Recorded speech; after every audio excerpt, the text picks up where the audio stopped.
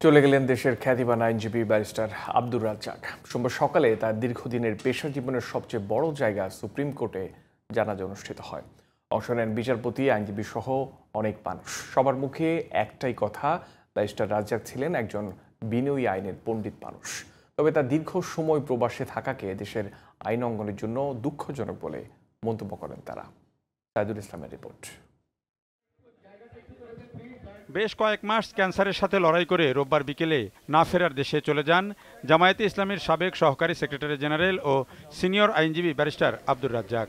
সোমবার সকাল 11টায় জানাজার জন্য তার মরদেহ আনা হয় সুপ্রিম কোর্ট প্রাঙ্গণে।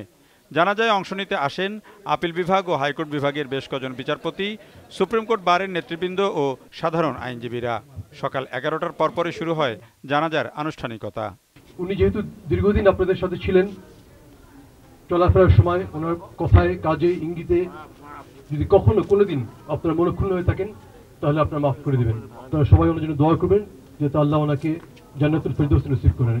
জানাজার নামাজ পরিচালনা করেন ব্যারিস্টার আব্দুর রাজ্জাকের বড় ছেলে এহসান আব্দুল্লাহ সিদ্দিকী।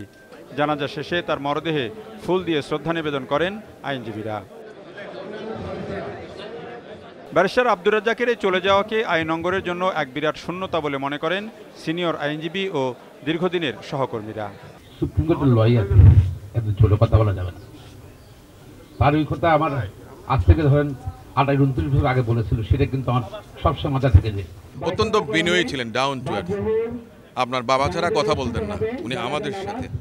ওনার সহকর্মী যারা, তাদের সঙ্গে ওনার আচার আচরণ আমরা দেখেছি।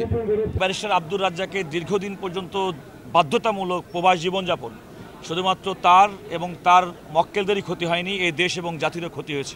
ব্যারিস্টার আব্দুর রাজ্জাক নতুন প্রজন্মের জন্য এক অনন্য দৃষ্টান্ত বলে মনে করেন তার জুনিয়র ও সহকর্মীরা। বর্তমান সময়ে যখন মূল্যবোধের একটা বড় সংকট চলছে, সেই সময় সুপ্রিম কোর্টের মতো জায়গায় এরকম নীতির প্রশ্নে আপোষহীন আইনজীবী, এটা আমাদের সকলের কাছে অনুকরণীয় ছিল।